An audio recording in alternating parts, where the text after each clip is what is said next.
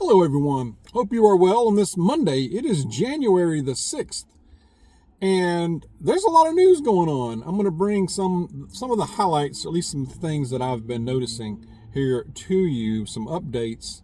Also, there's growing concern about these respiratory viruses that are going around, not just here, but over in Asia. And I'm going to give you an update on that, okay, and give you my thoughts on that. But definitely growing concern there. So, okay. Also, I have two passages for you towards the end of the video that are very good. Fantastic verses. Stay tuned for that. It looks like, well, before I get to that, this storm, y'all, makes me glad I live in the South when I see the footage of these people trying to drive around in this stuff.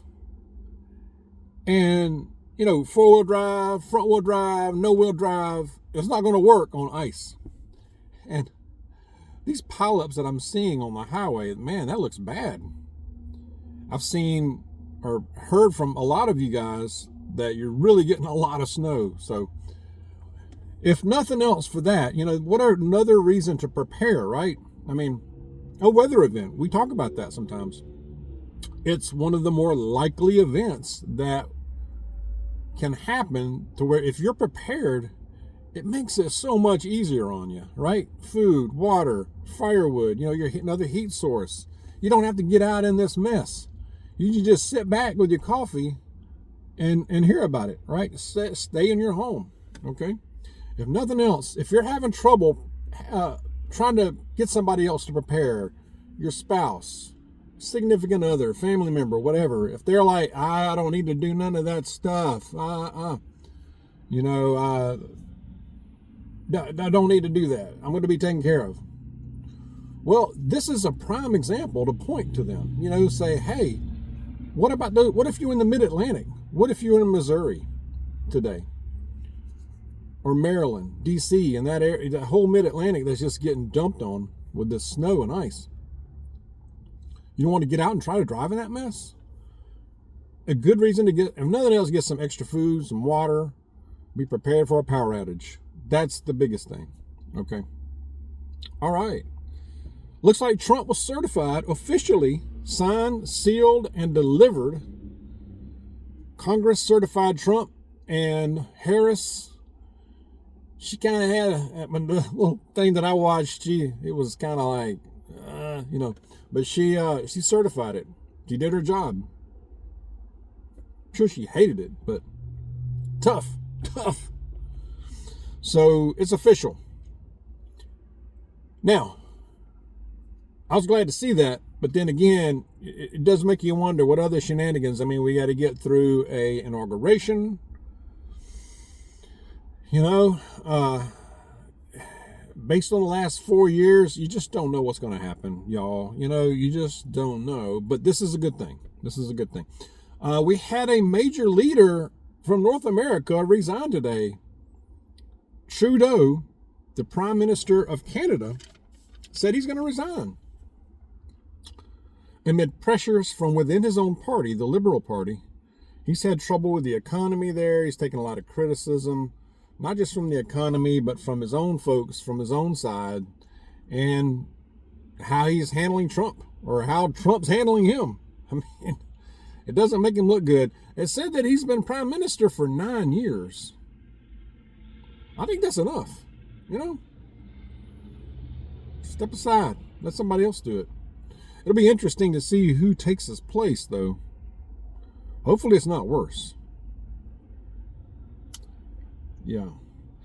Trump keeps saying that that a lot of people in Canada want to merge with the United States and be a 51st state of the United States. That's interesting. He keeps saying that. I don't think it would happen, but it's kind of funny, kind of amusing a little bit that he keeps saying that. And he's been taunting Trudeau about that. It just kind of makes me chuckle. I don't know. I saw where his chief of staff put down the gavel today and said, we're not going to tolerate drama. backbiting and all this kind of stuff. You'll be a team player. Wiles, I can't remember her first name. Wiles is her last name. Anyway, she kind of looks like she could chew somebody. She looked like she could kind of gnaw on somebody for a while, just chew you out and, spit you out, kind of gnaw on you a little more, maybe again, spit you out again, and then you just running away. Anyway, it should be interesting. It should be interesting if nothing else. So that's Trudeau. He is going to be out. I saw this interesting article. It said that electric vehicles, EVs, well, their range, that's one reason I don't trust them anyway, is they have a limited range right now.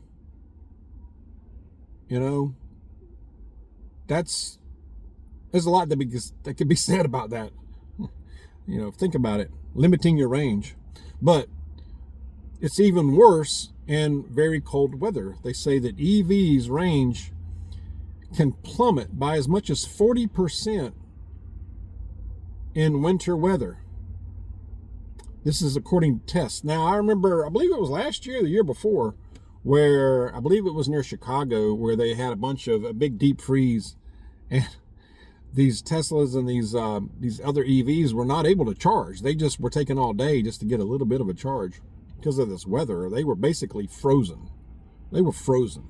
They were not operable. But another reason to reconsider, if you want an EV and you live in the deep south, that might be more doable, but then you're going to have a limited range, before you have to wait and charge up again. That alone would not, I don't want one for that, even for that, just for that reason alone. Now, I believe that, if the technology can improve to where the range is way, way better, even then, I'd be cautious. Personally, I believe that hybrid is probably the big thing for the foreseeable future. EVs will be around, that's a segment. But I think hybrid will become more common, be more common than it is now. So, and I'm not excited. I wouldn't be excited about getting a hybrid personally either. I guess that depends on your situation. Anyway, let's see what else. Growing concern about these viruses, these respiratory viruses. I've been hearing from a lot of you that you're dealing with this for a long time, like weeks. And then you get over it, and then sometimes it doubles back on you, which really sounds disheartening. I cannot imagine. But a lot of people are sick here. It seems like a little more than usual. I know it's winter, but dang, a lot of viruses. Also in Asia, this HMPV, human, I don't know if I'm going to say this right, human metapneumovirus is circulating pretty much globally, I believe. Now they're focusing a lot of attention on China, India, a lot of talk about their hospitals and even their crematoriums are overrun, over capacity. We've heard this kind of stuff before, though, so I take this stuff with a grain of salt, okay? Because on one hand, I think this feels so familiar to about 4 years ago. It just feels like this over again, and here we go again kind of feeling. Now, I believe it's something we need to keep an eye on, though. I really do. Don't obsess. Don't look at it all day. What's going on with it? But, and I'm going to keep an eye on it, and I'll let you know, any developments. But I don't think it's something to obsess and be all anxious about, okay? I really don't. Now, there's that possibility that it is something that we will have to deal with more directly. There's also a possibility that there could be a true, very dangerous virus go around. There is that possibility. we have to keep that kind of in the back of our mind. Because, I mean, think about it. If it really is something that has, something to truly, truly be concerned about, and we totally dismiss it, then that would be one way of trying to kind of take us out. You know what I mean? I mean, I just kind of entered in the back. I mean, I know my tinfoil hat is always on certain, a certain intensity. But, I mean, overall, I really don't think this is something that's going to, I think it's going to go away personally. I really do. But there's always that possibility that it won't. Okay? Because it's a very familiar feeling. Very. But there's a lot of things to it. This is a respiratory illness. It says that it's this HMPV, negative sense, single-stranded RNA virus. It's in the family of Pneumoviridae. I'm probably saying that wrong. Respiratory virus. Also have a lot of COVID. There's a lot of, I forget the other one. There's COVID, there's flu, there's pneumonia going around like big time. And the other one that affects children more, I can't think of the name of it right off the top of my head. I know y'all probably will think about it, but RSV, I think. So all of that circling around. All of that. There's a lot of junk circulating around. Now, Ms. Dawg and I, especially this time of the year, we load up, y'all. We load up on stuff like vitamin C, vitamin D3 plus K2, zinc. We also have the colloidal silver stuff. There's some other stuff, echinacea. Take a little bit of that. We vitamin up now. Vitamin up. We take it with food, try to get it, and just, that I don't know how much difference it makes. It can't hurt, I don't think,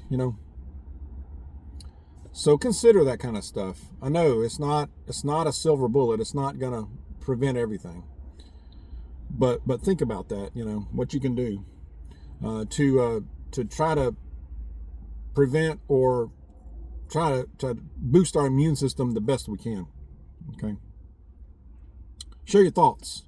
I'm going to go to the passage, and it is first one is Proverbs. This one stood out to me.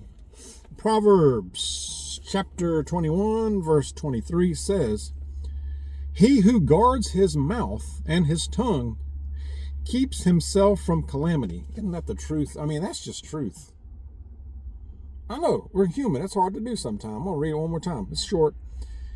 "He who guards his mouth and his tongue keeps himself from calamity." Something we need to remember sometimes, right, y'all? And then Psalm